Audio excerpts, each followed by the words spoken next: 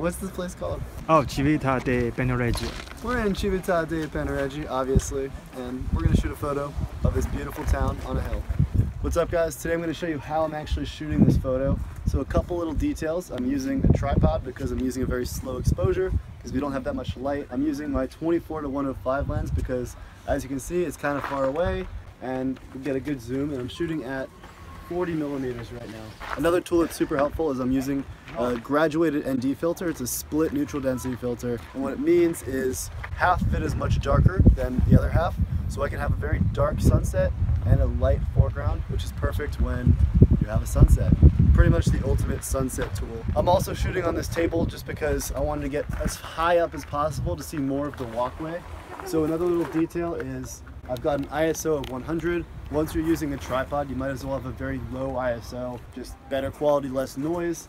And I'm using my ideal shutter, which is 7.1, which makes for a nice sharp everything in focus photo. So I have it all lined up, and my shutter speed now comes down to 0.3 of a second, which is totally fine because I'm using a tripod again. So I'm now going to turn the polarizer filter so it's perfectly aligned, and I have the nice dark sky, bright foreground. And now I'm also going to use a 2-second remote shutter. Some people use remote triggers, which is so you don't shake the camera when you press the button. I think using a 2-second shutter is a nice alternative if you don't have a remote trigger. So when I press the shutter, I remove my hand, and it takes 2 seconds before it actually takes the photo, which allows the camera to steady out. So if you don't have any remote, this is the way to do it. Yeah, so now at this point, I've just been here for the last 30 minutes watching the sun slowly set. The colors come in with the nice sunset, or tramonto, I've learned is the Italian for sunset. And yeah, I think for landscape shots like this, it's best just to be really patient and watch the light progress, because you go through different stages of the landscape. So at first, we had these really nice sun on the rocks and it was shining off really nice. At this point, it's all very flat lighting, which might not be as desirable, but we have a really nice sunset. So it's sort of just compromises you gotta weigh out, and hopefully we're gonna get a good shot. Am I forgetting anything, Rick? I think you covered pretty much everything. Yeah. Although I have no clue what you're talking about. One other thing is I shot this first. I used autofocus to focus on the castle and the whole town, and then I switched it back to manual focus so that when I actually shoot my photo, it doesn't try to adjust or get messy at all. Another last thing, I have the stabilizer on my lens as off. So when you're shooting handheld, stabilizer is important, but when you're using a tripod, it can actually just mess up the shot. So it's good to turn it off with the tripod. One more thing I forgot, my white balance is in cloudy mode. However, I'm shooting in RAW, so it doesn't really matter. This is just to give me a feel of what it'll look like once I start to edit it. But with RAW, you can shoot any white balance whatsoever and just fix it in post, and it's all good. All right, and we're done for the day.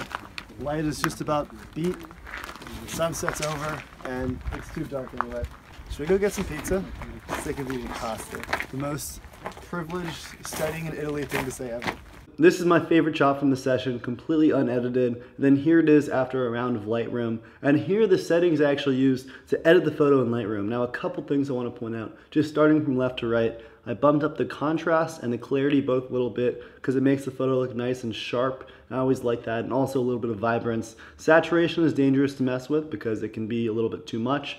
Another thing is the HSL tab is great for landscapes. I bumped up the greens, aquas, and blues saturations because it made the trees and the sky look much nicer and prettier. And then also a really important tip is if you drop the luminance of your blues, they oftentimes make the sky look much bluer, which is a great thing. And one last thing, I did a little vignetting around the photo in the effects tab, which makes it a little more dramatic, especially because the photo is centered. It just draws more emphasis to the center. At this point, the shot's just about done. It's looking really good. Now there's one thing I don't like, so we're gonna take it into Photoshop. And what I don't like is that there's this leading line that's really nice compositionally from the whole bridge, and it looks good, but it's cut off by those trees a little bit. So what I'm gonna do is actually remove some of those trees just so you get a clear look at the entire bridge, and it's just a stronger composition overall. I should also say what you could do instead of this is just cropping the image so you don't see those little trees sticking out. However, I just thought that there's so much information I'd be getting rid of if I cropped it, so I'd rather just remove the little pieces of the tree rather than get rid of so much. So, Photoshop experiment, let's do it. Now I should say, this is sort of lying. I'm not telling the entire truth by removing something that was in the original photo. However, you got to think about where the end game of the photo is. If you're doing photojournalism, don't mess with this, but if you're just posting it on Instagram, I think there's no harm in doing a little bit of tweaking. So in Photoshop, the two tools I'm going to use, first I'm going to start with the content aware tool, and I'm just going to start selecting elements that I want to get rid of. And because it's this nice consistent shape, I know that anything that doesn't immediately replace itself perfectly in content aware, then I know that I can just get rid of with the clone stamp tool. So this is just a bunch of content aware, slowly removing parts I don't like. So you have that nice smooth bridge leading to the edge of the photo. And then once I finished with that, I did a bunch of clone stamping with a soft brush just to make sure everything looks really solid. And again, this is really easy in a photo like this because you have the bridge that looks consistent from the very top to the bottom. So if you have a part you don't like, you just take it from somewhere else and dump it right over there. And yeah, this took about 10 minutes or so. This video you're watching is sped up. But once we finished, it ended up looking like this. I know it's a small difference, but I like how it turned out.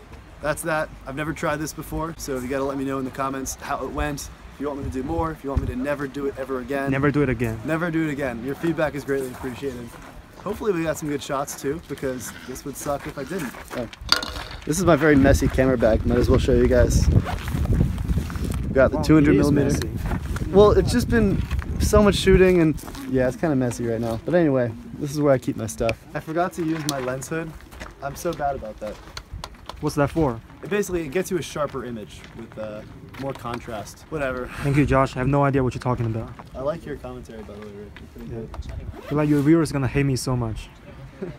This concludes how to get obnoxious American tourists in Italy. Thanks for watching. A couple other things I wanted to add. First of all, if you want to see more of my shots from Italy and future adventures to come, be sure to follow my Instagram, link to that over here. I also have a website full of photo tutorials as well as prints of my best shots up for sale. You can see more of my shots in high quality, and I have reviews on all of my camera equipment, including the split neutral density filter that made this whole video possible. So yeah, definitely check out my site, link over here. Also, I'm thinking I'm gonna make this into a series, but if you have any advice on how I can make this better, if I should go slower, go faster, what kind of shots you want me to do these things for, definitely let me know in the comments because I just want to make some content that you want to watch. And last thing, I know this is filmed on an iPhone and I'm over it. It's about time I actually upgrade and get a second camera to shoot this sort of thing. I'm thinking I'm going to get a small little pocket camera like a Sony G7X or something along those lines, but I will definitely be doing my research and buying it as soon as I get back to the United States in just a week. I'm leaving on May 12th, so soon. I'm going to really miss the heck out of Italy, but I cannot wait to get back